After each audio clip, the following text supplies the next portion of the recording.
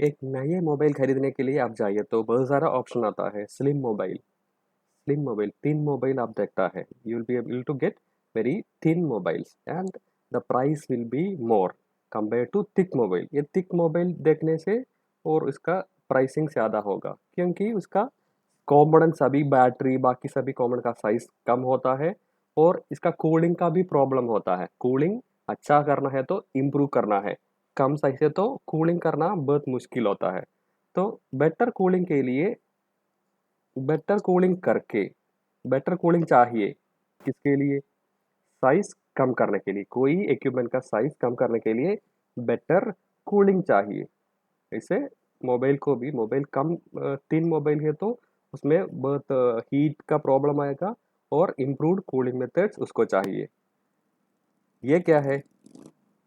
Diesel generator set. ये पुराने वाला इतना साउंड भी होता था उसमें। अभी ये न्यूज़ नहीं करता है, वो बैन भी है। ठीक है, ये पुराने वाला type of diesel generator set. नया वाला कैसे आता है? वो पूरा साउंड प्रूफ है। ये साउंड प्रूफ है जैसा मोबाइल टावर में और सभी shopping complex, shopping mall, hotels वगैरह चीज़ों में हम देखता है ऐसा जनरेटर सेट टोटली क्लोज्ड, उसमें साउंड प्रूफ रहेगा। ये साउंड प्रूफ अच्छा है क्या? लेकिन ये साउंड प्रूफ आए तो क्या प्रॉब्लम होगा? उसका कूलिंग का प्रॉब्लम होगा।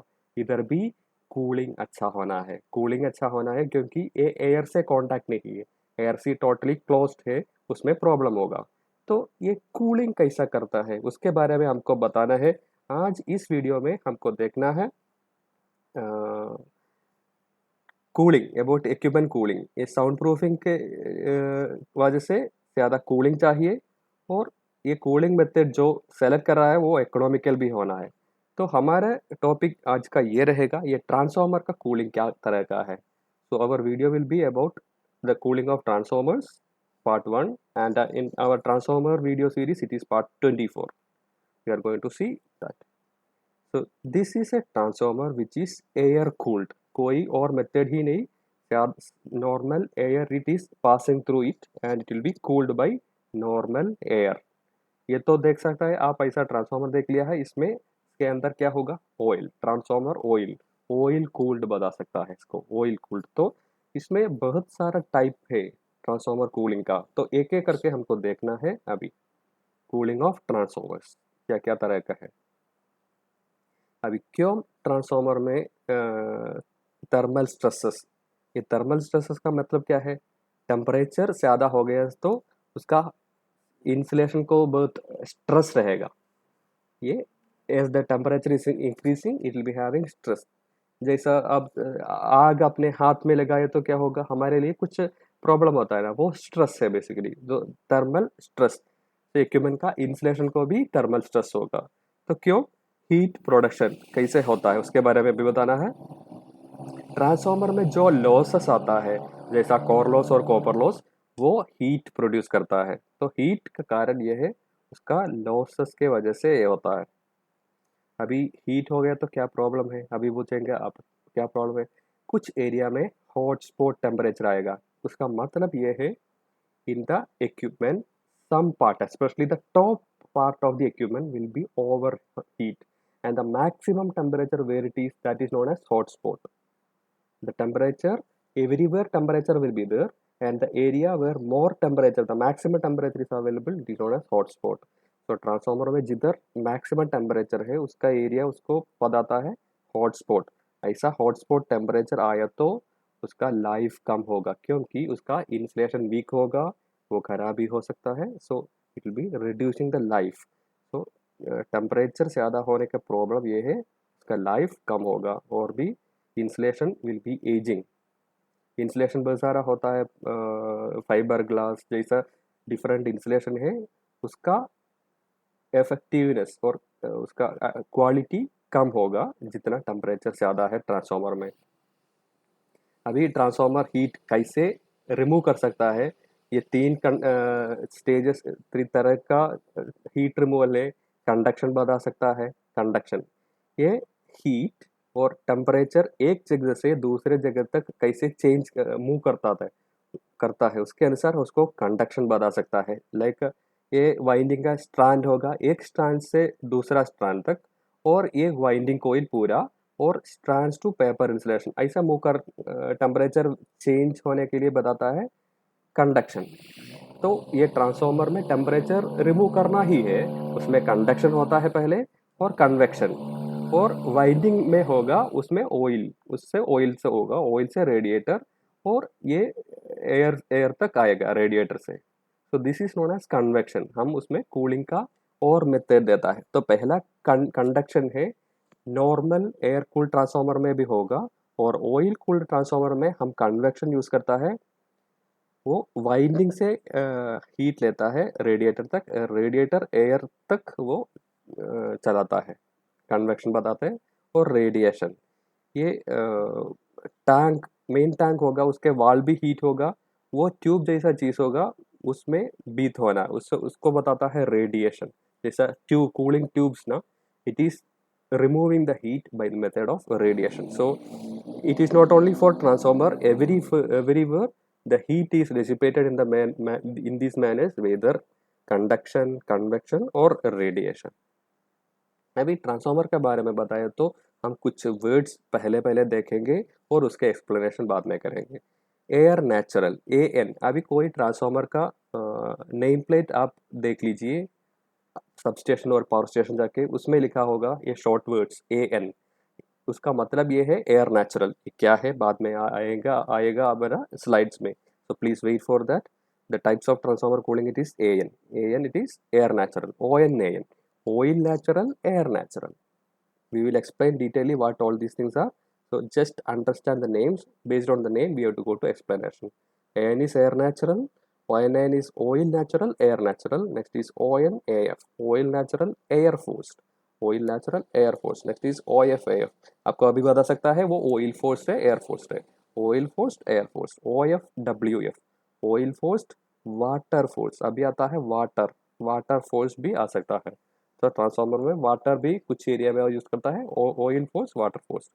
और ओडी, सिंपली ओडी बताए तो ऑयल डायरेक्टेड है। ऑयल डायरेक्टेड उसका मतलब है ऑलवेज डायरेक्टेड फ्लो। सो एक ट्रांसफार्मर के अंदर ऑयल होगा, वो ऑयल एक्सपांड किए तो वो सर्कुलेशन चालू करेगा, लेकिन कौन सा रास्ते पर वो जाना है वो पहले ही डिसाइड किया हो, उसके लिए कुछ तरीका ले लिया है। स्पेसिफिक एरिया में ऑयल जाना है, टेम्परेचर ज़्यादा आ गए तो if the temperature is more, the oil has to be circulated through particular paths, it is known as directed oil और ओडी, ऑयल डायरेक्टेड एप्लीकेशन। अभी हम आगे देखेंगे ये सब चीज़ हम क्या क्या है, उसके एडवांटेज क्या है, उसका डिसएडवांटेज क्या है, और किधर ये यूज करेगा।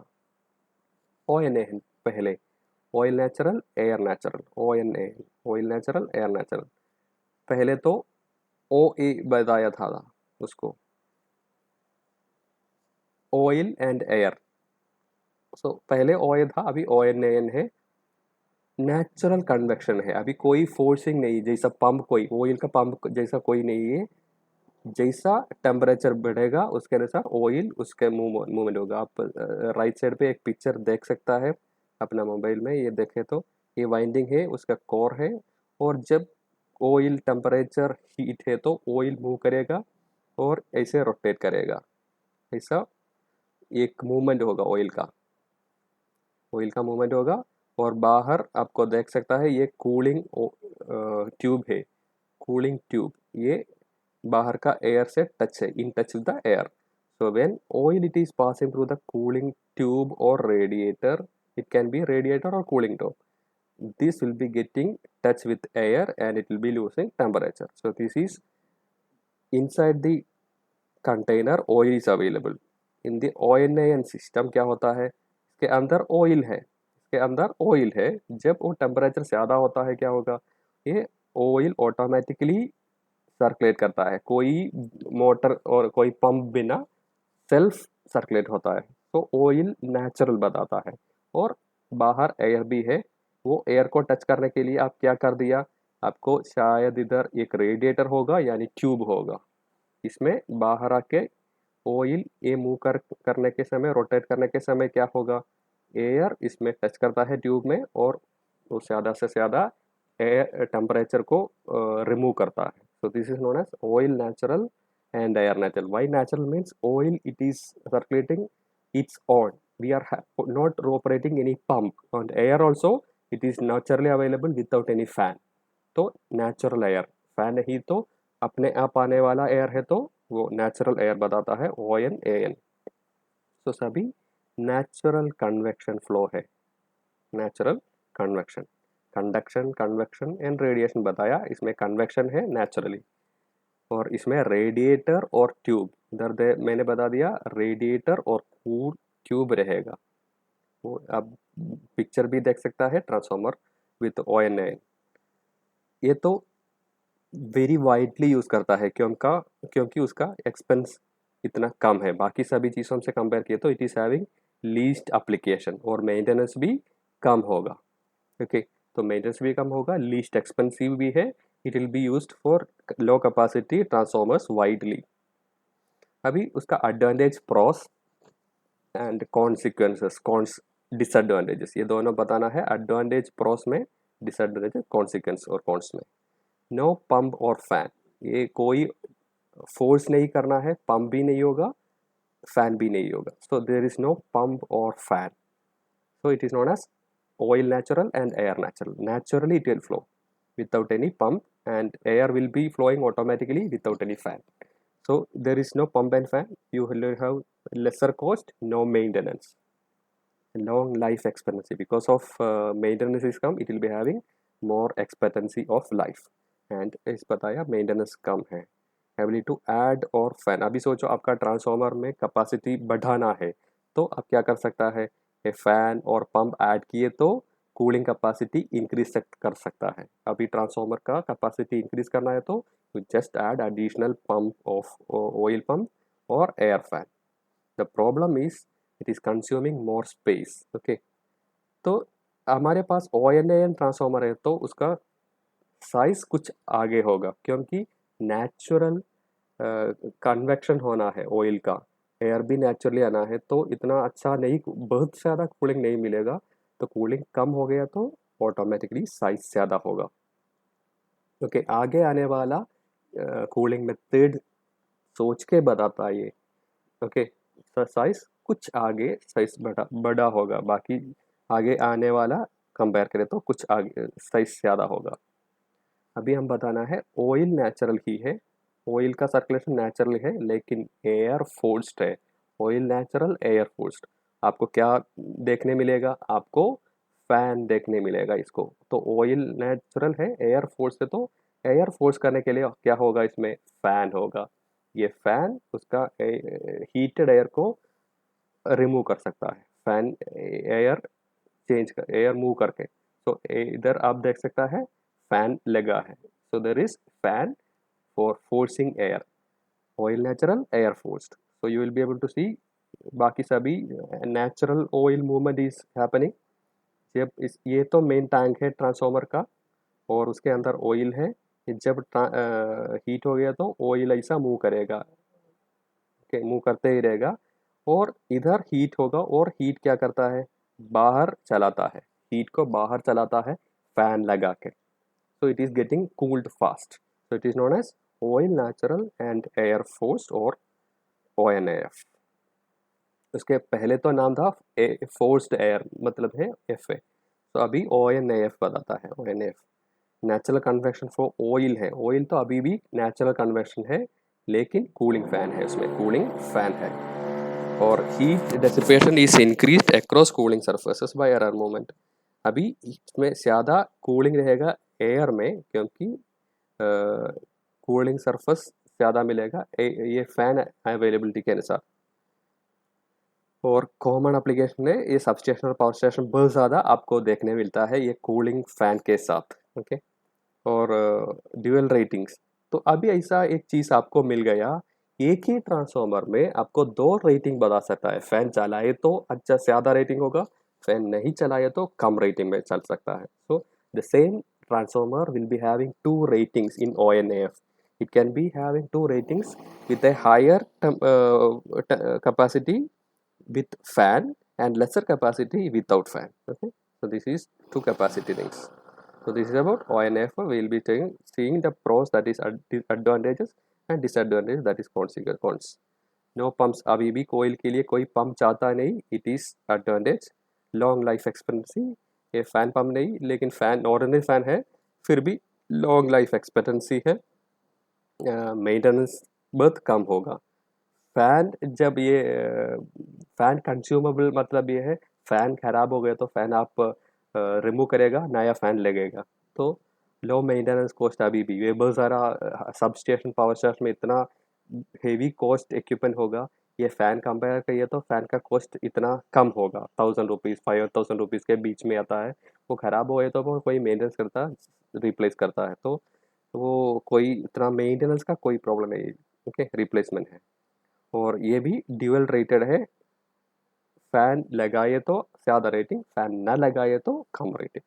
और डिसएडवांटेज क्या है, आपके लिए ऑक्सिलरी पावर चाहिए, तो सोचो आपका सब स्टेशन और पावर स्टेशन में मिनिमम 11 केवी आएगा, और 33 66 110 220 400 जैसा केवी मिलेगा वोल्टेज। तो आपका ये फ़ैन चलाने के लिए कितना वोल्टेज चाहिए, सिर्फ 220 वोल्ट्स। तो उसके लिए क्या चाहिए, उसके लिए पावर चाहिए, वो ही ऑक्सिलरी पावर। तो ये एक डिसएडवांटेज है। अगर ONN सोचो, ऑयल नेचुरल एयर नेचुरल, उसमें कोई फ़ैन नहीं है, कोई पंप नहीं है, कोई ऑक्सिलरी पावर भी नहीं चाहिए, तो अच्छा था उसमें। लेकिन इधर उसको ऑक्सिलरी पावर चाहिए, और फ़ैन में मेंटेनेंस आने का चांस है, आपको रिप्लेस करना ही पड़ेगा, तो कुछ देर ऑफ करना लगेगा। और नॉइस लेवल, ये फ़ैन के मदद से उसमें ज़्यादा क्या बताता है, नॉइस लेवल आने का चांस है, there may be noise, so that is the consequences of this condition. We will be continuing with the other type of cooling in the second video of transformer cooling. Thank you.